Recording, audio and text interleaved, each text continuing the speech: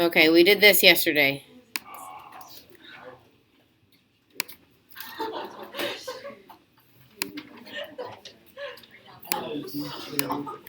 Okay.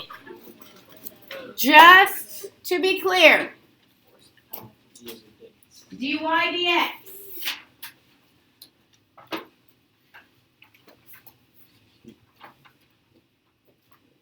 is a noun. It means the derivative of y with respect to x.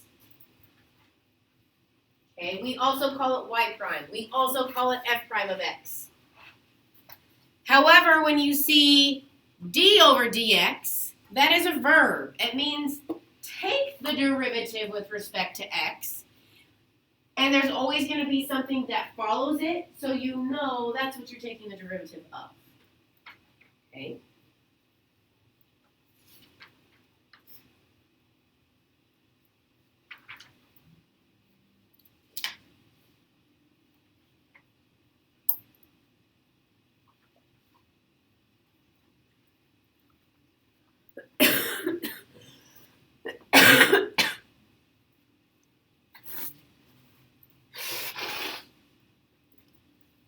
Okay. Y equals a constant. Show me with your arms, what does that look like? Y equals a constant. Y equals 5, y equals 7, y equals 113. Thank you. Okay. What is the slope anywhere on those lines? 0. Okay, so can we just go ahead and say that if we have a constant whose slope is 0, what's the derivative? Okay.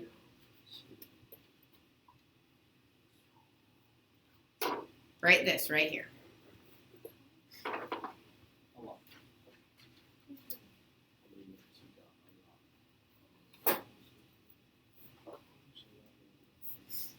So here's our verb. The derivative with respect to x of c equals 0.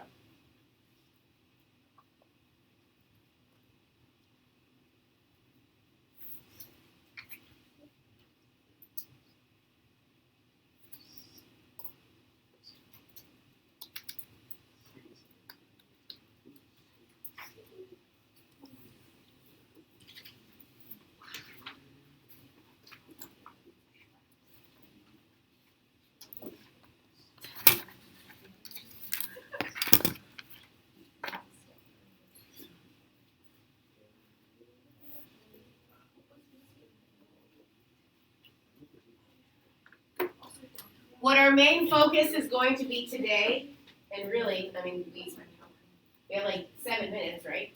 How did class go that fast?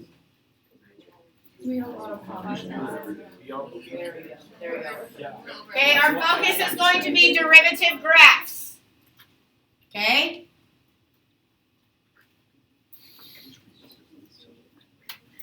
So, and you don't need to write this down, but if we have the derivative of a graph, it's representing all of the slopes of our function, right?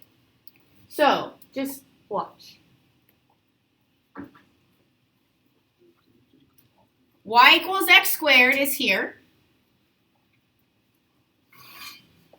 And this is the one that we did this morning. Y equals x squared. Its derivative is 2x. Well, right here, we have a negative slope. So we have a negative value of our derivative. This is representing all of the slopes. Okay? Here, at x equals 4, we have a negative slope. So on our derivative graph, we have a negative value.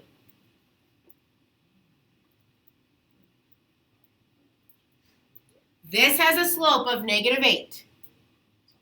So the y value on our derivative is -8. Okay. Oh, what's the slope here at 0?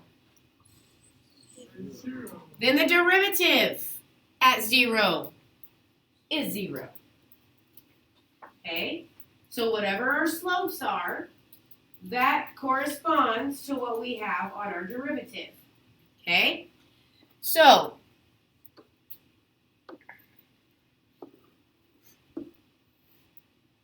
if a function is increasing, like over here, we're increasing. What kind of slopes do we have? We have positive slopes, which means what about our derivative? We're going to have a positive derivative. I would write that down. Function increasing means positive slopes, means positive derivative.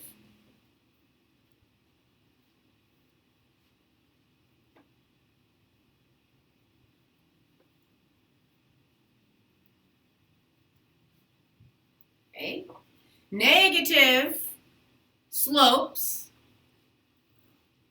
occur when our function is decreasing, which means our derivative is going to be negative.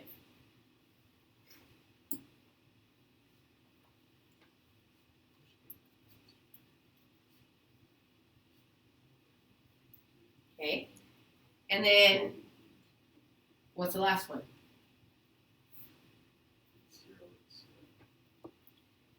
If we have any time where we have constant, or when we churn, when we have those smooth turns, anytime we have a horizontal tangent line, we have zero slope, which means our derivative is zero.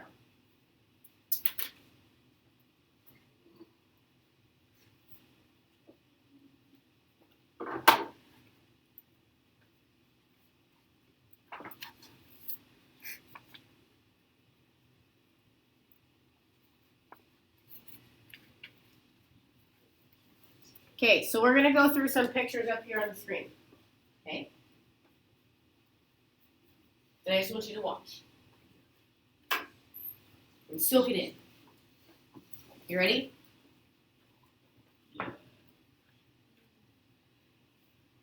Here's our function. Here's our derivative. Do you notice how we decrease and then we increase? So on our derivative, we should have negative and then positive values. Okay? Here, function derivative. We are increasing the entire time, which means well, except here when we flatten out. So except there where we flatten out, we're above the x-axis. We have positive values for our derivative because we have positive slopes all along here. Okay? Now, our positive slopes get less steep and then more steep, which is why you see kind of this change over here, and we'll talk about that more as we get into this. Okay? Over here, function derivative. Decreasing, increasing, decreasing, increasing. Should correspond to negative, positive, negative, positive. What also I want to point out, these places where we turn, those have slopes of 0. So notice those correspond to the zeros of our derivative. And that's going to be a big key for you. Okay. I have 4 functions, 4 derivatives. 1 minute as a pod. Match them up. There's one more thing you have to write down. Don't close your notebook.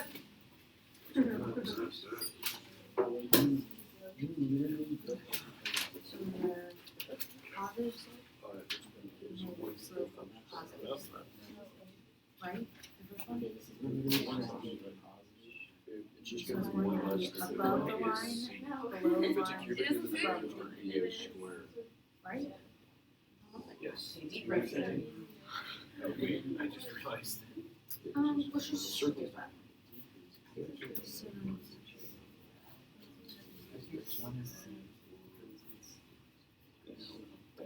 That's Well, because it was positive. Yeah, let's discuss it. Okay. Oh yeah, the zero. 0, 0, 4.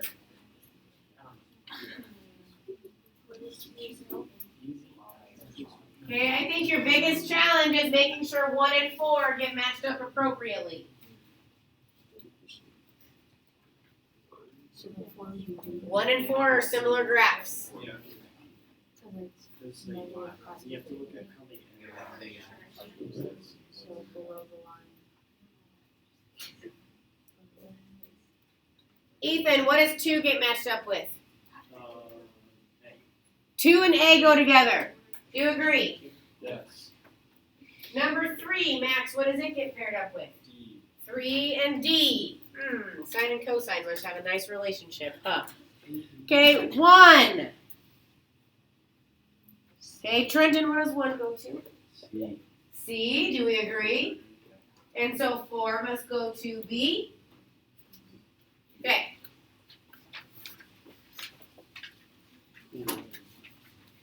Please write this down. You're going to need this for your homework tonight for the 51 and 52. So, do you remember yesterday when you just watched my secant line and we made it closer and closer and closer to be a tangent line? I did it 2 different times. The first way was using the slope like this. This is the alternate form of a derivative. This is the alternate form of a derivative. Don't close it yet, don't close it yet. Okay? This is something that you're going to practice recognizing in your homework tonight, but it's something that sneaks up on the AP test also, just like what we were talking about on the board with 51, 50, whatever one that was. Okay? All right, so do your best on your homework. The derivative graphs are going to get easier as we learn more about derivatives, but I do want you to go to this website. It'll give you 4 graphs, 4 derivatives, and you click and drag them. Okay? I shortened it for you, but I want you to do that and either take a picture of it and show me tomorrow or email it to me. But I want you to have more practice, especially since we kind of rushed through today's lesson. Okay, we took some time to go over the test. So, homework plus that shortened Google thing. Web address, that's the word I'm looking for. Is that good or something?